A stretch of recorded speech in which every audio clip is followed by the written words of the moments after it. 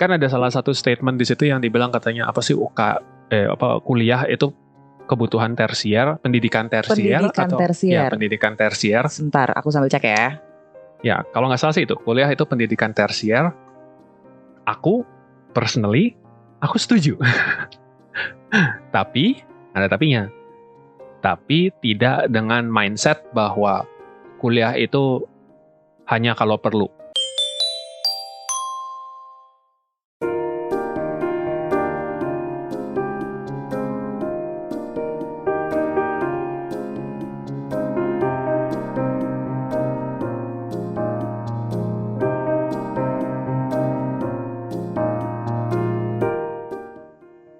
Halo teman-teman, ketemu lagi dengan Danti Dengan Aldi dalam podcast Temukan Dirimu bersama Kokona. Selamat datang di episode ke-21, masih di bulan Mei dengan tema seputar pendidikan, seputar belajar. Kali ini judul podcast kami adalah kuliah perlu nggak sih? Nah lo, perlu nggak? Perlu nggak? Perlu nggak ya? Perlu nggak ya? Perlu nggak ya? Kita kenapa sih tiba-tiba kepengen ngangkat topik ini? Ya, itu Pasti kan, gara-gara yang rame itu kemarin kan, deh. lagi rame orang ngomongin uang kuliah tinggi apa segala macem. Ada topik tentang uang kuliah yang tinggi. Satu lagi adalah Gen Z sulit cari kerja karena kurang cocok antara apa ini, I'm paraphrasing ya, kurang cocok antara apa yang dipelajari dengan dunia nyata, dunia kerja. Ya, menurut Something mereka, like that. ya menurut mereka ada tidak link and match, although that's kind of a weird phrase menurut aku ya. Iya. Kayak yang nggak link, yang nggak match ya sama aja gitu menurutku. Tapi ya anyway. Anyway ya, ini in case you guys are wondering, ini ada apa cuplikannya sedikit, headline di beberapa, ada yang di Kompas, ada yang di Kumparan apa segala macam. Jadi ya, kuliah perlu nggak sih? Kita sama-sama pernah kuliah kan? Pernah. Dan tadi kalau menjawab kuliah perlu atau enggak, aku pengen bilang tergantung. Apa yang kamu cari? Pengetahuan atau ilmu apa yang dicari? Karena kalau memang ada ilmu atau pengetahuan yang ingin dikuasai dan hanya bisa didapatkan melalui kuliah garis miring pendidikan tinggi, then yes, you need it. Ini bakalan mudah-mudahan, aku bingung antara mau bilang mudah-mudahan gak jadi kontroversi, tapi di sisi lain kayak mudah-mudahan jadi kontroversi juga karena aku yang nyebut gitu ya. Gila lo, Kokona nyebut begini kemarin gitu kan. Tapi kan ada salah satu statement di situ yang dibilang katanya apa sih kuliah itu kebutuhan tersier, pendidikan tersier. Pendidikan tersier. Sebentar, aku sambil cek ya. Ya, kalau nggak salah sih itu, kuliah itu pendidikan tersier. Aku personally, aku setuju. Tapi, ada tapinya. Tapi tidak dengan mindset bahwa kuliah itu hanya kalau perlu. Iya. Enggak. Gitu. Maksudnya gini. Kita kan semua tahu bahwa SD, SMP, SMA itu 12 tahun.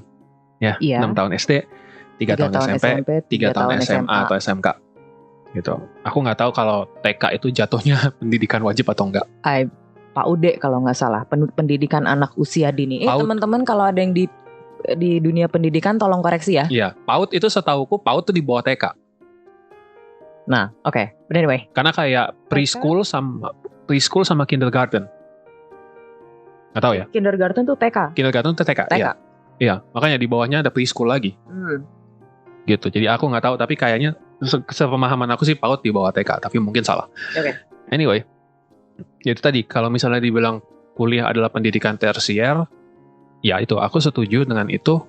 Simply karena hanya karena kamu tidak kuliah, bukan berarti kamu nggak bisa jadi siapapun.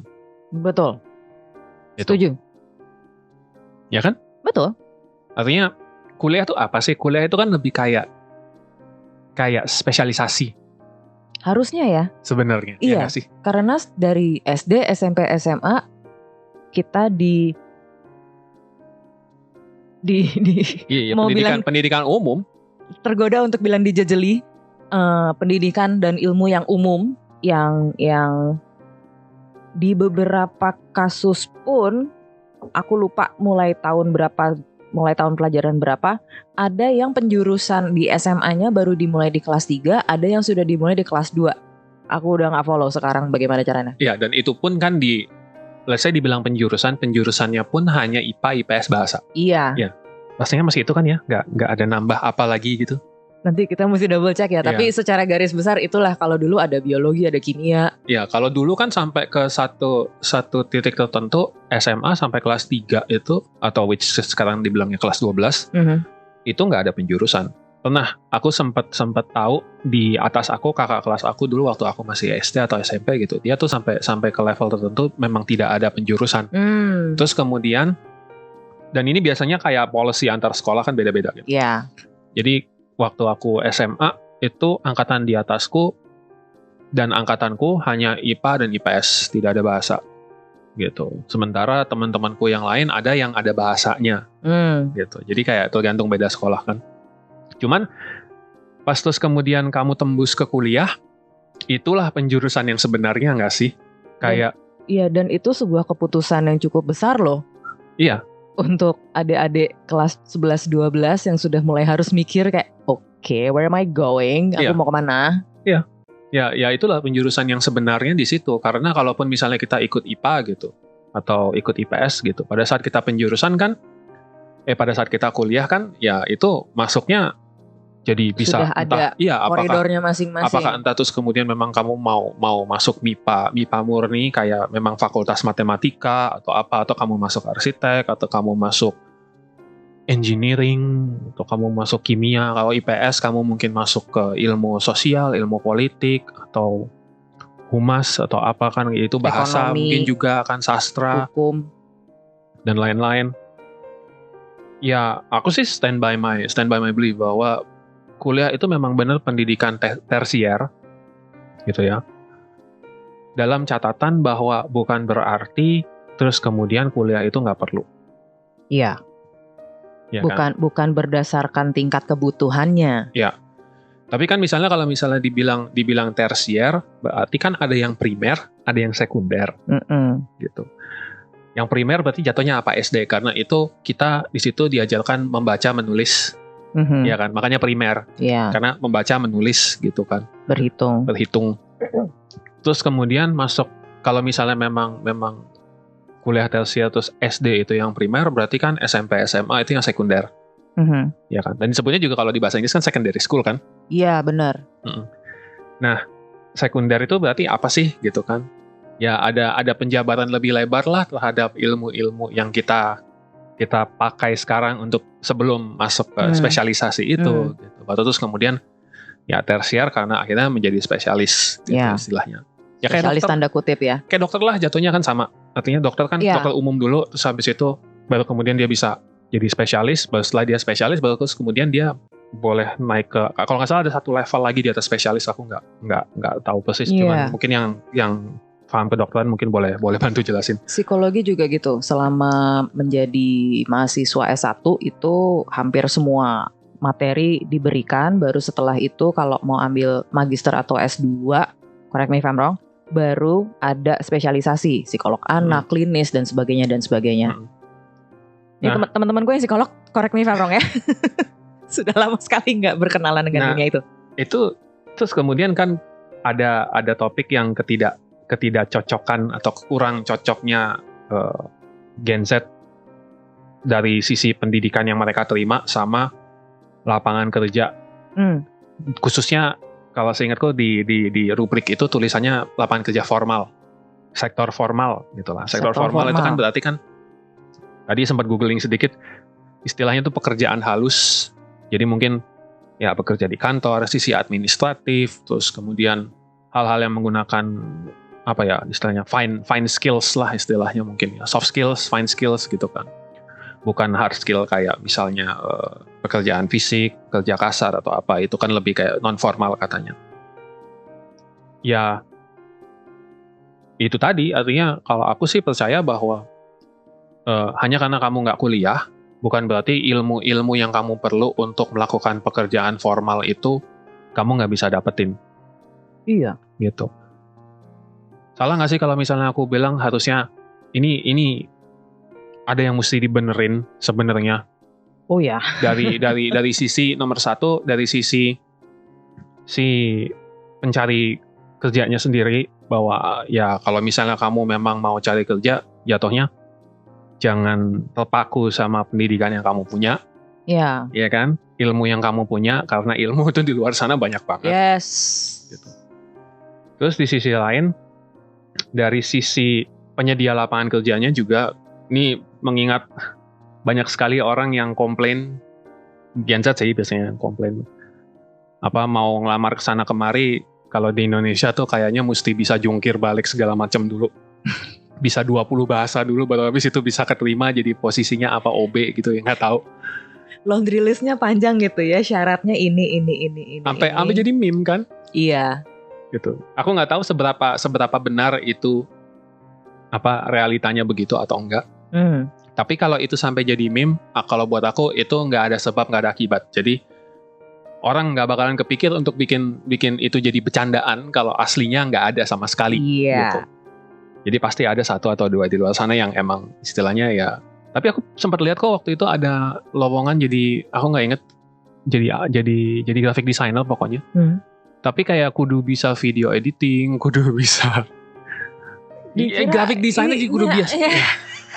Graphic designer kudu bisa video editing, itu kan kayak wow gitu. Lo cari videographer apa cari kantor lu boleh palu gada ya guys. Lo jangan nyari orang yang palu gada juga. Tanggung jawab Anda untuk mengajarkan anak-anak ini bagaimana supaya bisa menjadi palu gada. Not to mention kalau misalnya starting salary-nya cuman UMR gitu ya. Iya jangan dong ya. Kudu bisa bahasa Inggris, kudu bisa video editing, kudu bisa ngoperasiin kamera, kudu bisa ya gitu. Ya aku pernah sempat lihat sih ada yang seperti itu. Tuh anak dibelah badan jadi 17 kayaknya.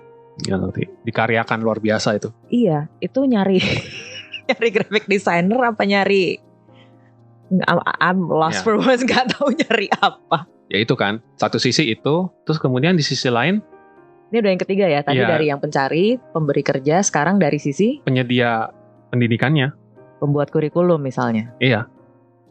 Nah, I have an opinion on that. Monggo.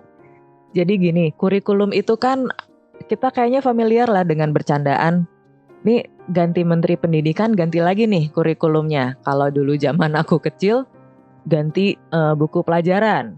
Ibuku kadang-kadang ngomel, ya jadikan si adek gak bisa pakai bukunya kakak, mesti tetap aja beli lagi.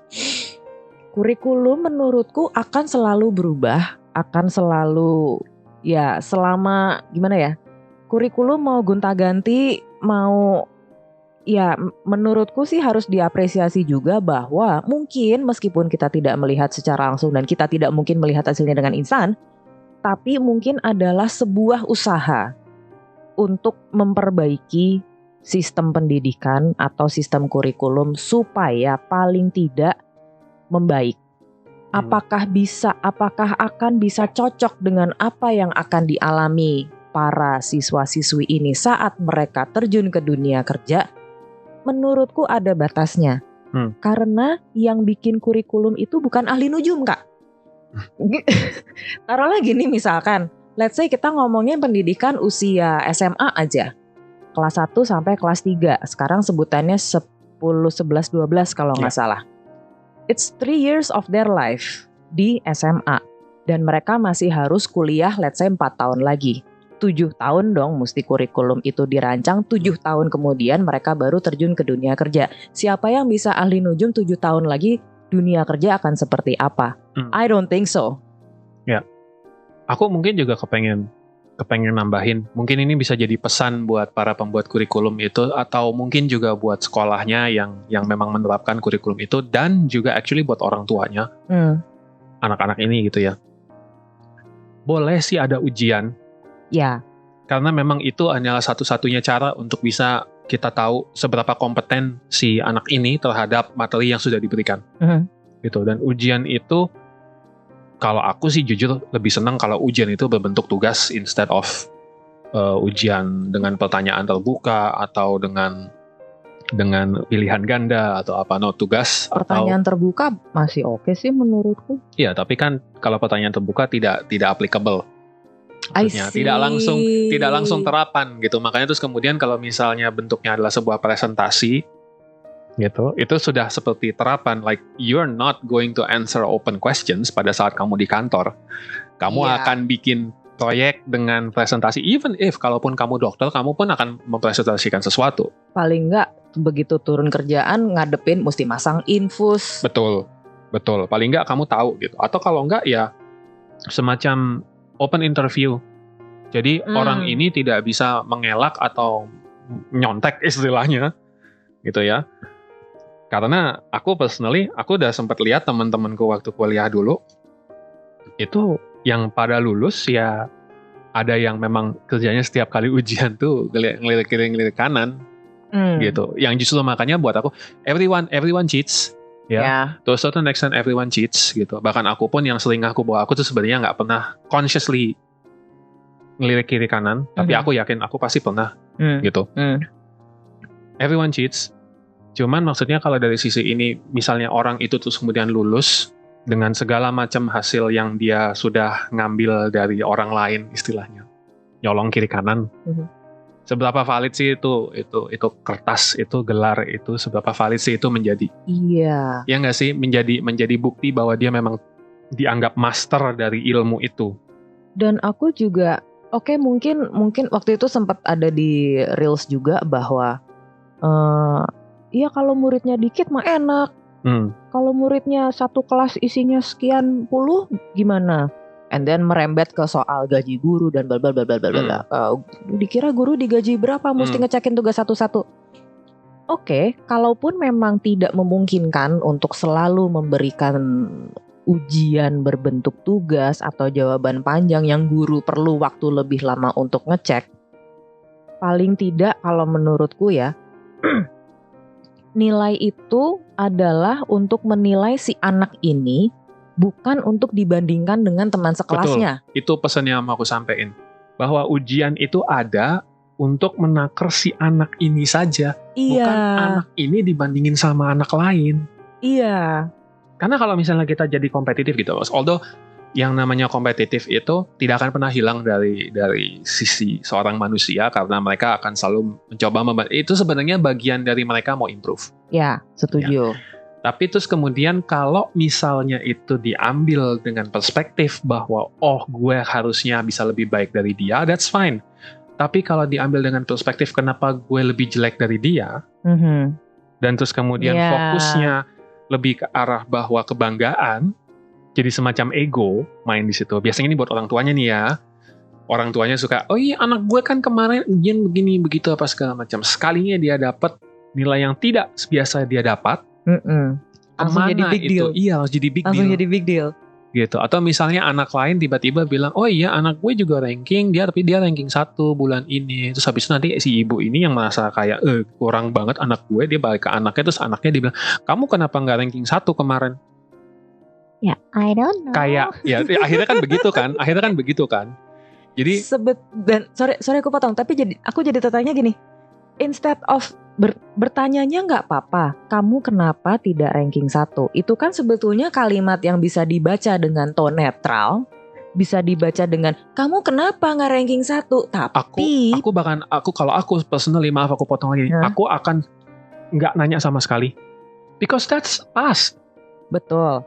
Tapi gini, bisa juga cara bertanyanya adalah kamu kenapa kemarin gak ranking 1?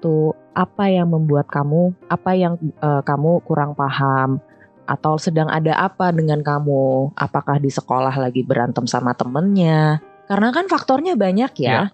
Dan ulangan itu kan berfase ya. Selalu nyampluk sesuatu. Ulangan itu kan sebuah snapshot ya. Misalnya ulangan di satu semester atau caturwulan ada ulangan let's say 3 kali. Ulangan itu kan pasti ada bahannya, bahan A sampai B, C sampai D, dan seterusnya. Mungkin memang di sektor itu dia nggak nguasain karena dia nggak mudeng, karena dia nggak tertarik dengan, let's say misal pun matematika, kan banyak kan subjeknya. Mungkin di subjek misalnya faktor gitu, aku nggak nguasain. Nyerah aku, mohon maaf gitu. To a certain extent aku agree, kecuali bagian yang nanya kamu kenapa nggak ranking 1. Karena kalau memang poinnya itu, dan harusnya langsung aja masuk ke lain kali coba lagi lebih baik ya. That's it. Kalau aku, like the extra expectation buat beberapa anak nih, extra expectation itu justru bikin mereka jadi stress. Di situ. Again, tergantung anaknya. Yeah. But I digress. Ini kan kita ngomongin kuliah ya. Yes. Gitu. Jadi poinnya di sini adalah si kuliah ini, pembuat kurikulumnya ini juga mesti kayak yang tadi kamu bilang gitu, menyesuaikan dan cukup open minded enough untuk ngerti bahwa ya setelah mereka lulus kemungkinan dunianya udah akan beda. Betul. Kemungkinan besar ilmu yang mereka pelajari di kuliah, betul. Begitu mereka lulus kuliah ilmunya udah obsolete. Ya, caveatnya di sini aku berani bilang kenapa? Karena aku sendiri nggak punya gelar. Ya, aku nggak punya gelar. Ya, aku kuliah di luar negeri. Ya, aku kuliah di Belanda yang jaraknya 14.000 kilo dari sini. Ya, aku di sana hampir 5 tahun, 4,5. Actually ya 5 tahun. Aku di sana persis. But I never got to finish it. Aku nggak sampai kelar. Gitu loh. Aku harus pulang sampai di tengah jalan karena setengahnya aku juga kuliahnya jujur nggak maju-maju. Cause it wasn't something that I was super interested in. Di sini poinnya, karena aku sama sekali nggak terlalu tertarik sama bahan kuliah ini, sama jurusan ini. Aku masuk ke situ karena hasil dari aku masuknya awalnya apa, terus kemudian karena nilaiku di situ nggak terlalu bagus dipindahin lagi. Dan bukan aku yang pindah, aku dipindahkan. Jadi pihak sekolah menyarankan, pihak kampus tuh menyarankan bahwa kok nilai kamu yang ini nggak terlalu bagus, tapi nilai ini bagus, gitu ya. Jadi waktu itu aku kuliah, sedikit backstory, aku kuliah itu sebutannya jurusan Uni Eropa lah istilahnya dibilang. Jadi itu kayak hukum. European Studies. Ya European Studies ya, hukum, komunikasi sama bisnis. Tapi semua kiblatnya Uni Eropa. Jadi kayak kalaupun kita belajar hukumnya ya kitab UUD-nya Uni Eropa. Hukum Euro. Iya, Uni Eropa. Iya, dan kayak kurs gitu. Kita kalau ngomongin ekonomi kita ngomongnya euro, nggak ngomongin US dollar, nggak ngomongin apa gitu. Nah, hukum Uni Eropa ini kan bukan hukum Belanda, bukan hukum Inggris, hukum Uni Eropa gitu. Jadi ya aku anjlok di hukumnya karena ya dengan segala macam 3 jurusan ini yang aku harus pelajarin, plus aku harus belajar 3 bahasa sekaligus. Berat gitu. Plus aku yang baru tahun pertama harus hidup sendiri, yang tadinya anak tunggal, very shelter culture gitu shock kan ya. Agak-agak culture shock, meskipun super happy di sana karena waktu itu internetnya luar biasa kencang. Untuk ukuran saat itu ya. Untuk ukuran saat itu gitu ya.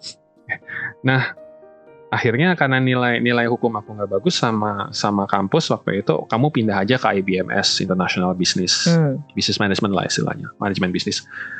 Nah di IBMS pun aku itu di studi Eropa itu aku cuma bertahan 1 tahun. Di IBMS aku bertahan hanya 1 tahun karena nilai finance-ku ancur. Ya aku memang nggak pernah, bahkan sekarang pun juga terbukti dengan Kokona aku tidak pernah menghandle yang namanya budgeting karena I have zero interest in budgeting. Akhirnya dia semua yang ngurusin. Nah, di IBMS nilai finance-ku ancur, akhirnya sama dia dipindahkan karena dari sisi bisnis itu kan semua diurusin.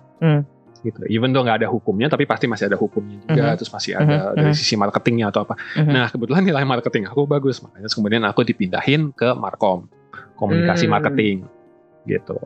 Nah, di komunikasi marketing itu aku 3 tahun, tapi tidak sampai selesai karena orang tua aku kehabisan uang, gitu. Ya aku kesana sempat dapat beasiswa, tapi kan pada akhirnya beasiswa itu kan nggak semuanya diurusin, gitu. Jadi dan ini kasus seperti ini tuh waktu itu banyak banget yang seperti itu. Akhirnya ada anak-anak yang suka ya udah pinjeman duit, gitu. Cuman sekedar biar kelihatan nampang di rekeningnya kalau dia ada duit, tapi dia lanjut. Ya aku nggak pernah seperti itu. Gitu.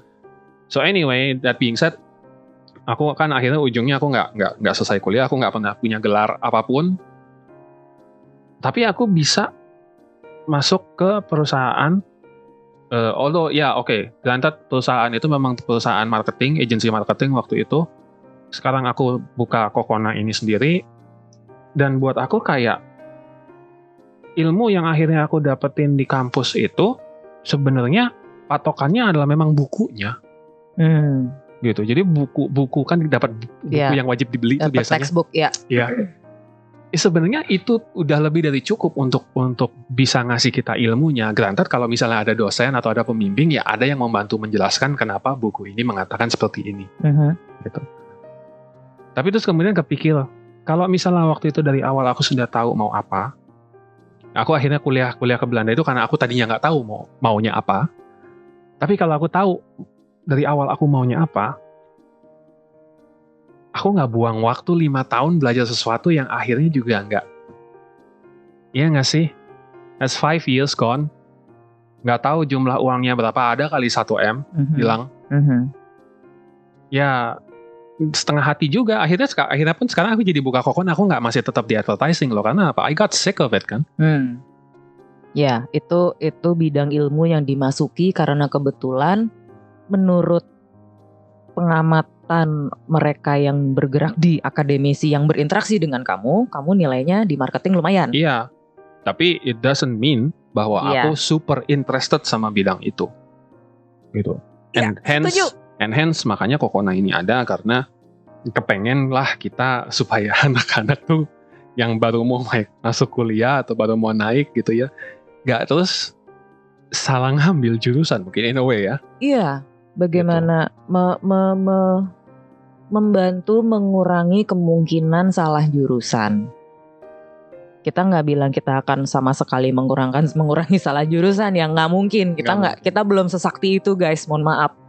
Tapi terlepas dari mereka yang akan mencari kerja ini ya, kayaknya untuk mereka yang udah kadung nih menjadi generasi pencari kerja, balik ke mantranya Kokona, it's all about mindset. Yeah.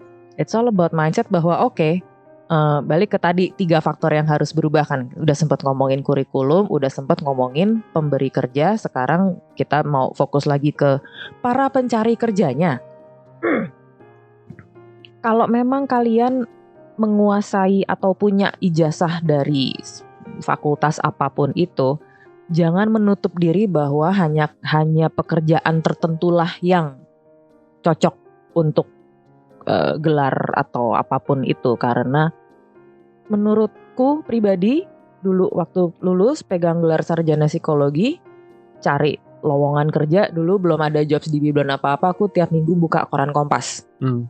Itu semua yang persyaratannya sarjana psikologi tak masukin, gak ada yang ngambil satupun. Gak ada satupun yang wawancara aku. Not even one. Akhirnya aku end up di mana? Customer Relationship Management Agency. Jadi apa? Jadi AE. Gak ARD, gak payroll. Dan itu juga mungkin ya aku mesti sebut gitu ya, bahwa kalau orang bilang, ya tapi kamu kan sudah punya pengalaman 3 tahun, 5 tahun kuliah di luar, yang memang termasuk 3 tahun diantaranya kamu kuliah marketing communication, terus kamu ujungnya masuk ke agency, ya pasti ada lah ilmunya, bener ada ilmunya. Betul. Cuman nih, caveatnya adalah setiap kali aku pindah itu aku ngulang dari awal kan. Pindah apa nih? Jadi kayak dari studi Eropa masuk international business, masuk ke marketing communication, setiap kali aku pindah itu aku mulai dari nol. Iya. Gitu. Kalau aku mulai dari nol, berarti aku mulai dari nol. Dari nggak tahu apa-apa. Dari nggak tahu apa-apa lagi, gitu loh. Karena apa? Aku nggak bisa mindahin kredit transfer apapun yang sudah aku pelajari karena memang beda, gitu. Jadi tahun pertama itu, especially untuk student yang ada di luar negeri gitu ya. Tahun pertama itu ibaratnya kayak pemanasan. Gitu. Pemanasan itu yang berarti ya mereka nggak dikasih berat-berat gitu loh. Yang pertama adalah bahasa. Tapi bahasa, kayaknya hampir di semua perkuliahan gitu sih. Iya mungkin ya, nggak tahu kalau yang di sini ya. Aku kan cuma punya yang di sana, so I don't have a reference. Tapi anyway, yang di sana aku dikasihnya tahun pertama itu mostly very basic things. Kayak misalnya aku ingat aku punya waktu aku masuk ICM itu International Communication Management itu 3 aku punya 3 hanya bahasa Inggris. Jadi bahasa Inggris umum, bahasa Inggris menulis, sama bahasa Inggris analitis atau apa gitu, aku nggak ingat. Interesting. Ya, terus kemudian di luar itu ada dapat French, terus habis itu dapat Dutch karena ya emang di Belanda kan, jadi harus belajar bahasa Belanda, terus belajar bahasa Perancis juga tambahan. Terus habis itu ada yang 1 mata kuliah itu istilahnya hanya ngomongin kayak bimbingan, jadi kayak BK Itu wajib, mata kuliah wajib gitu, bahwa kita ketemu sama dosen tuh kayak satu sesi sehari gitu sekitar 45 menit. Itu masuk jadi kuliah, jadi mata kuliah. Ya. Jadi kalau misalnya dibilang bahwa aku waktu keluar dari sana aku punya knowledge marketing yang luar biasa, itu enggak. Tidak juga. Enggak.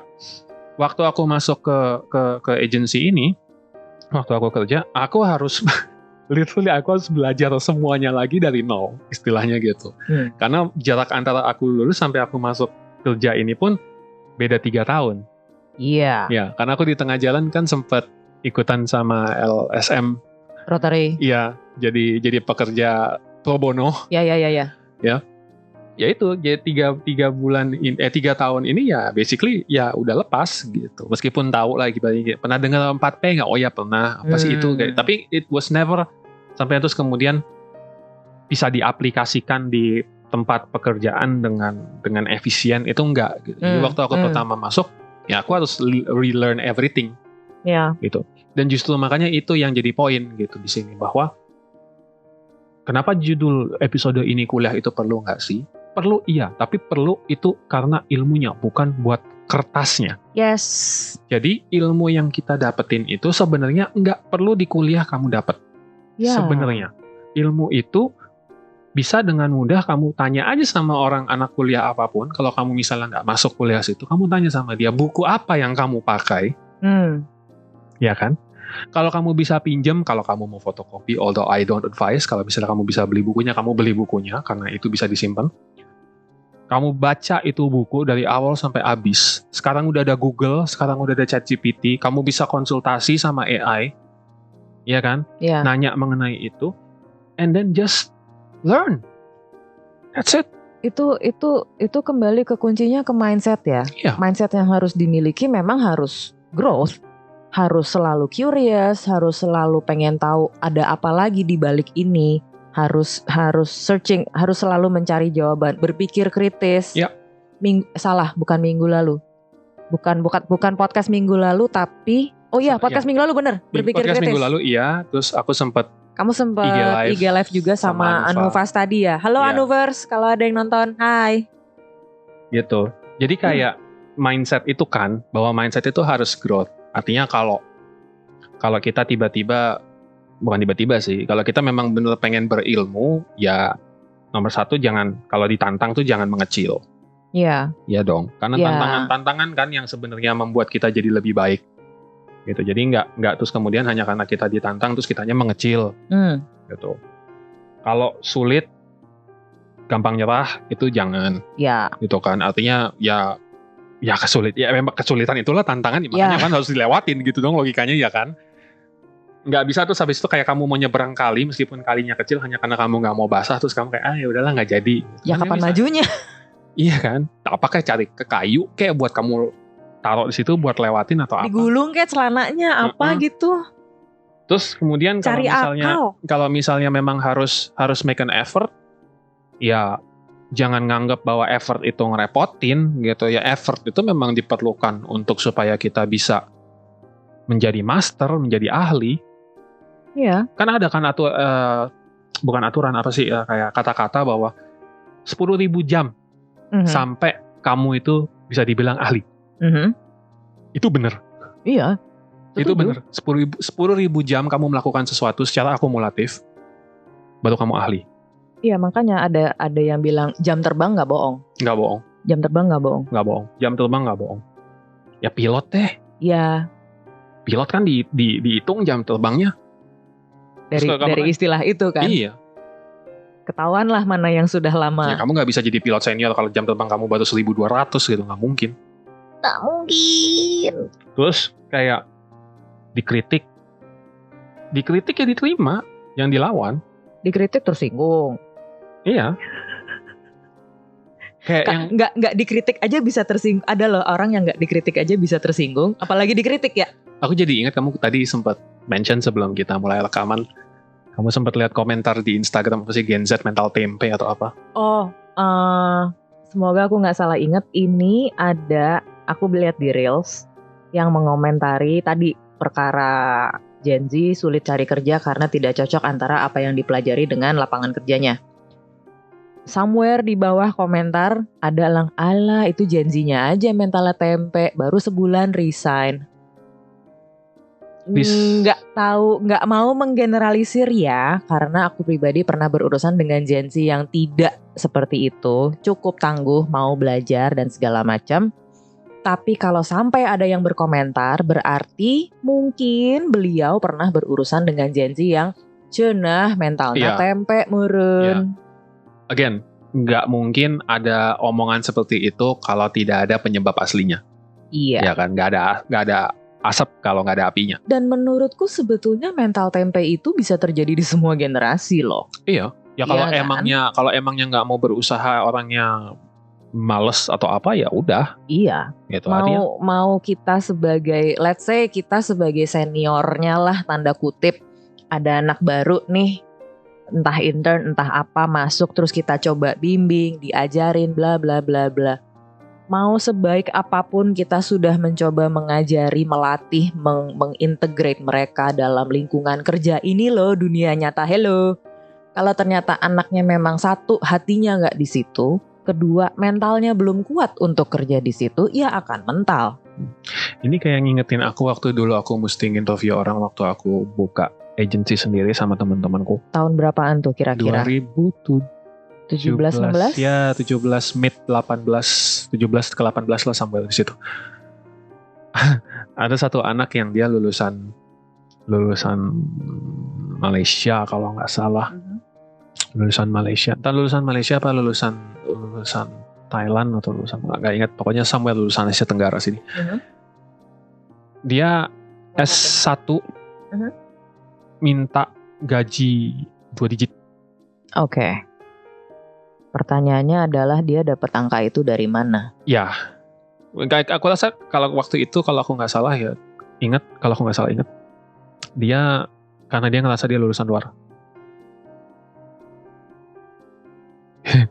I'm breaking the fourth wall. I'm like, ya kalau nggak salah karena dia ngerasa dia anak lulusan luar, terus kemudian ya saya bisa dapat tawaran di tempat lain dengan harga yang segini, ya monggo silakan. Ya, gitu. Silakan. Ya, monggo silakan kalau udah itu. Kita mah orangnya yowes ya. Iya, tapi kayak itu lamaran tuh jadi AE.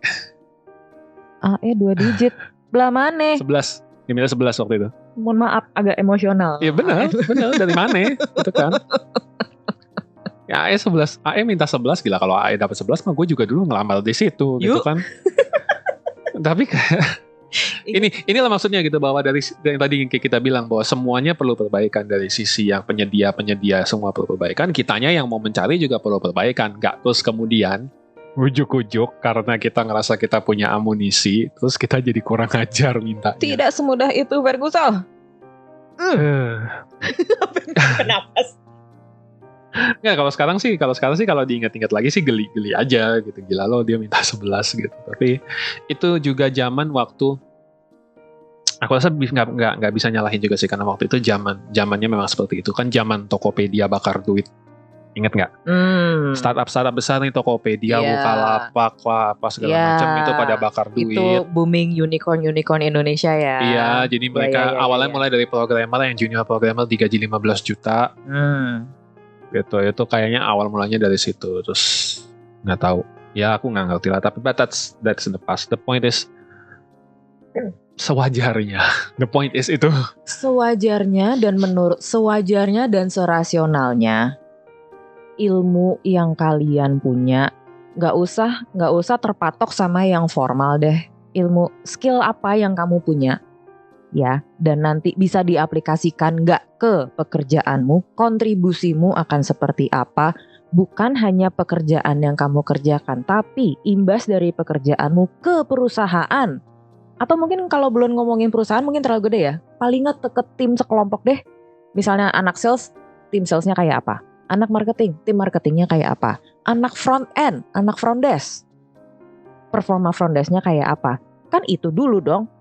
Jangan mentang-mentang minta gaji setinggi langit kalau lo belum proven. Mohon maaf nih. Ini flash grade ya? Agak emosional ya kan? Flash nih. Grade lagi kan? Kayak, aduh sayang, kamu belum terbukti. Mohon maaf. Ya. Ya. Calm down.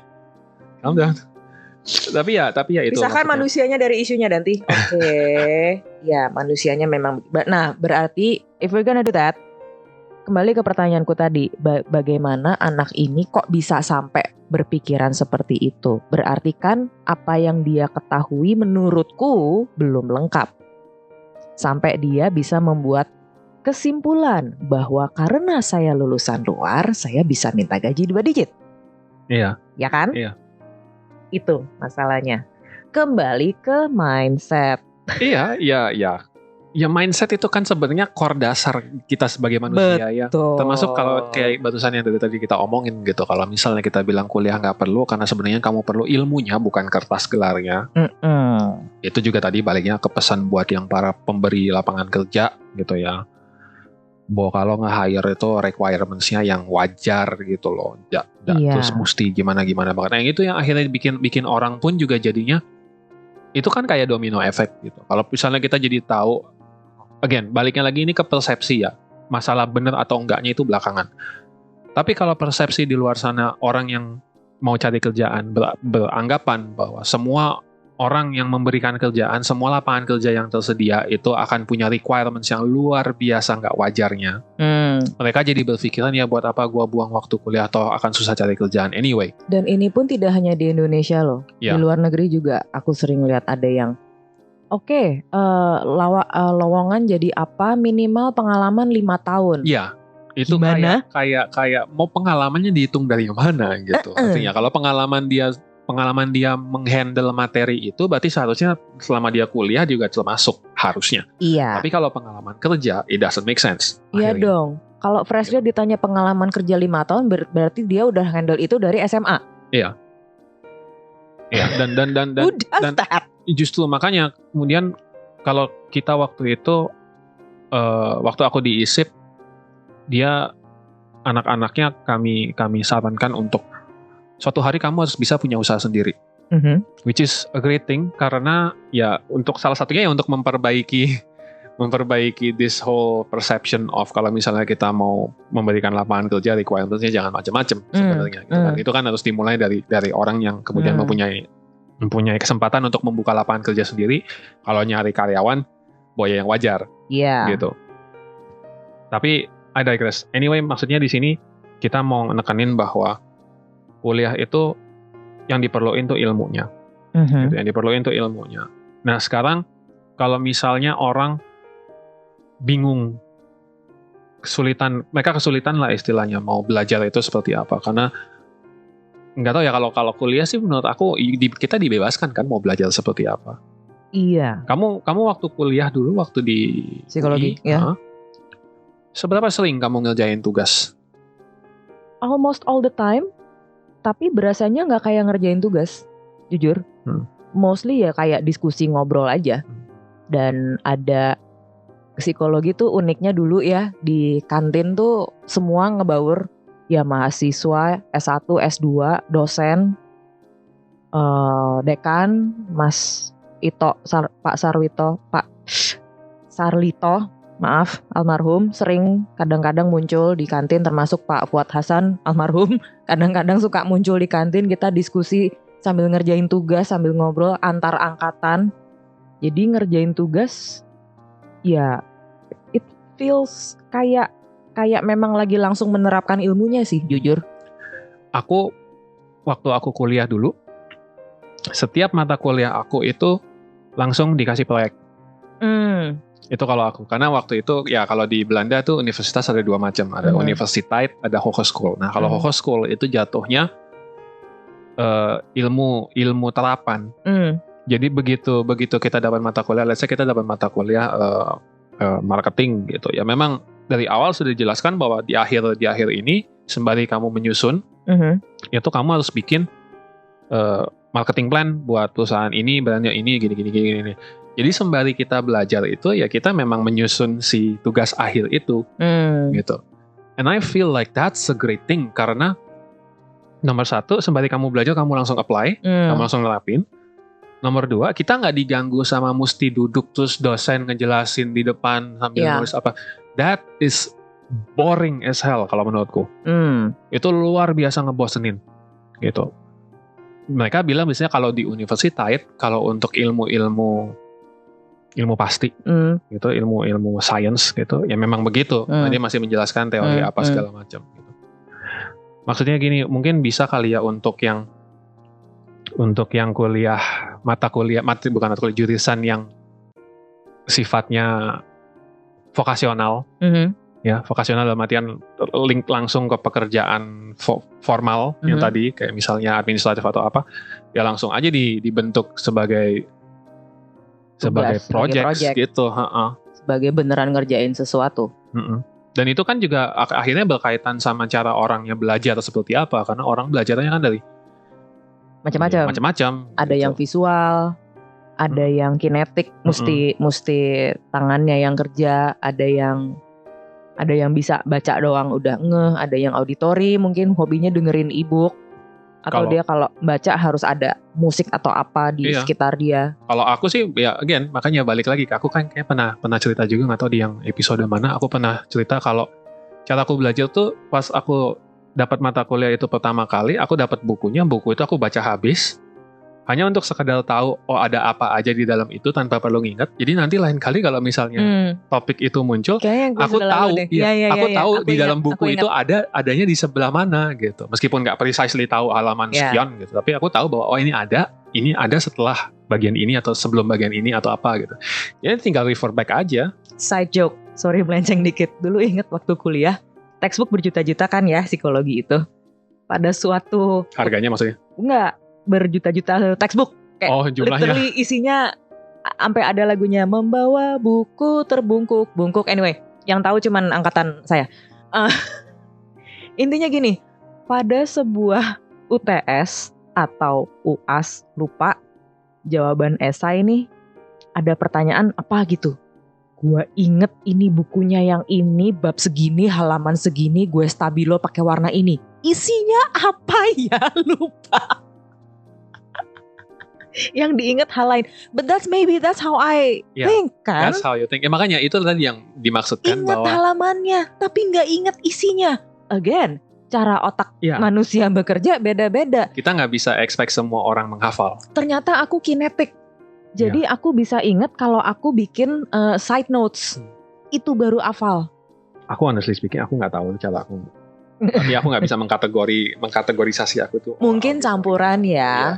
Tapi yang terang, ya itu tadi kejadiannya adalah gue inget bukunya, bab berapa, halaman berapa, gue stabilo warna apa. Intinya pada saat kita tahu cara belajar kita itu yang paling efisien yang mana, ya stick to that aja sih sebenarnya. Itu akan bikin kamu jadi learner, bukan student ya. Yes. Learner yang lebih baik. Gitu. Lebih penting jadi learner daripada jadi student. Meskipun kalau diterjemahkan ke bahasa Indonesia, tetap aja sebutannya sama pelajar gitu ya. Iya sih. Pelajar. I don't know. Nanti kita mesti ngecek kamus buat nih. But anyway, help boleh us. Bilang, monggo. Gitu ya. Learner itu apa? Tapi lebih baik jadi learner daripada jadi student karena learner itu nggak berhenti. Learner itu nggak berhenti. Or let's put it this way, be a student of life. Karena pelajaran dalam hidup nggak akan pernah ada habisnya.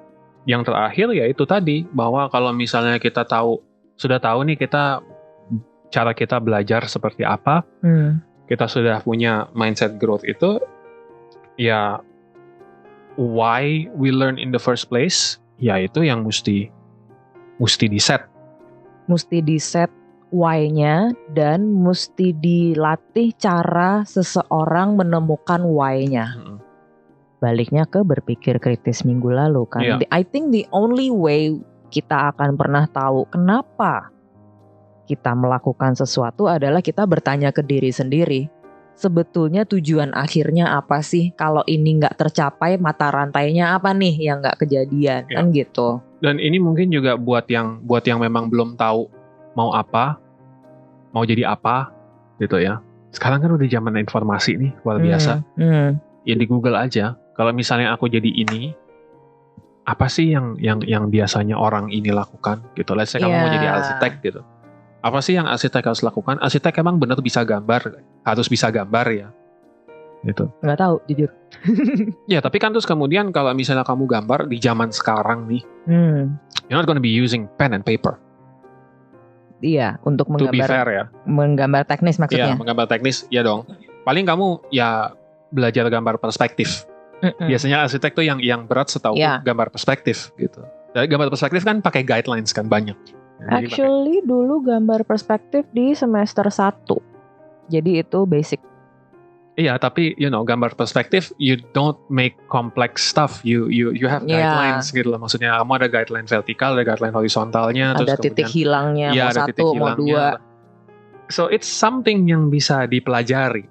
Nggak terus tiba-tiba kamu harus gambar seperti Rembrandt gitu kan? Nggak. Beda. Gitu, atau kamu gambar seperti siapa pelukis Indonesia yang Avandi yang harga satu lukisannya bisa 15 M. Nggak gitu. Nggak terus kemudian kayak kamu mesti gambar anak SD. Nggak gambar anak SD juga yang apa 2 gunung habis itu ada matahari. Nggak itu juga gitu.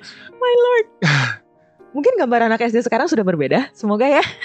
Generasi kita sama semua. Mungkin. Anyway.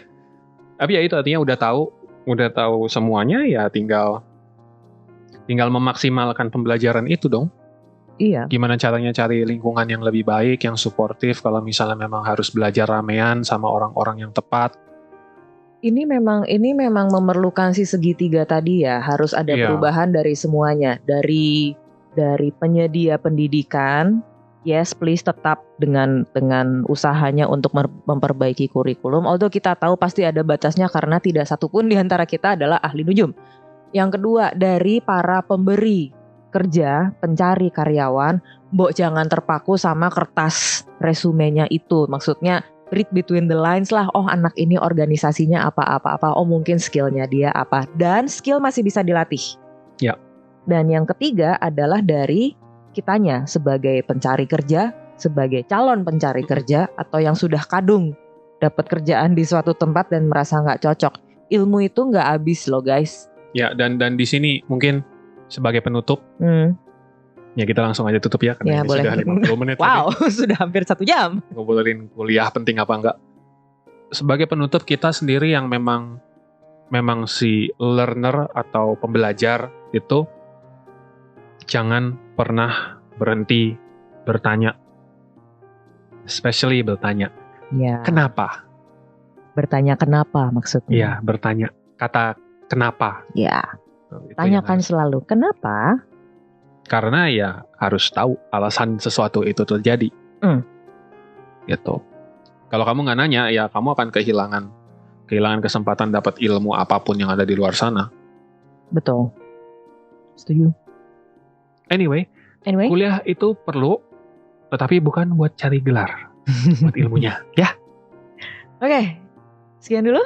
That's enough. That's a wrap. Tos dulu. I don't know why. Panas. I don't know why, tapi aku pengen high five. Oke. Terima kasih guys. Sekian dulu episode kali ini tentang kuliah perlu atau tidak. Tadi jawabannya adalah perlu, tapi untuk ilmunya, bukan kertasnya.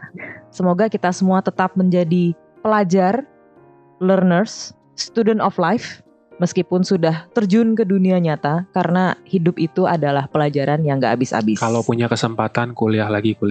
Iya, karena mungkin di kuliah yang kedua ini kalian betul-betul bisa pilih, sudah punya lebih banyak pengalaman untuk gua maunya ini. Which is a better guarantee bahwa kalian akan selesai dengan baik dan mendapatkan ilmunya. Oke, untuk adik-adik pendengar dan pemirsa loh sekarang kan di YouTube ya. Untuk adik-adik teman-teman yang masih usia sekolah atau kuliah mungkin selagi menjalankan kurikulum atau pendidikan apapun yang kalian hadapi, please jadilah selalu penasaran, selalu tanya kenapa, selalu cari tahu, selalu terbuka untuk belajar apapun dengan cara apapun yang paling cocok, yang paling sesuai, dan yang paling seru buat kalian. Oke, supaya gak ketinggalan episode berikutnya, jangan lupa follow, subscribe, like, mau di YouTube, mau di Spotify bebas. Di share ke teman-teman, dibagi-bagi kalau ada yang berkesan. Ya, boleh banget tuh dibagi-bagi ke teman-teman. Dibagiin ke grup keluarga kayaknya seru. Udah tua-tua nanti. Ya kan kita biar open minded dong, nggak cuma generasi kita yang harus open minded, generasi sebelumnya. Boomer harus perlu open minded. Oke, dan kalau pengen tahu lebih banyak update tips seputar apapun seputar podcast ini update-nya kapan, seputar kelas Kokona ada lagi kapan, seputar tips-tips seputar kehidupan, pendidikan, dan apapun itu, silakan follow Instagram kami di @kokona.id. Kalau mau komen, ada saran, mau collab bareng, atau cuma sekedar pengen curhat aja, kita selalu bisa dicari kok, ya. Di DM boleh, di WhatsApp atau boleh, di email ke admin@kokona.id, atau bisa di WA. Bisa. Ya, ke 0877 8982 2999, 9-nya 3 kali, yang di belakang nanti kita balasnya di hari sama jam kerja. Oke, sekian dulu ya. Saya Danti. Saya Aldi. Sampai jumpa di episode berikutnya dan jangan lupa, setiap hari selalu ada kesempatan untuk temukan dirimu bersama Kokona.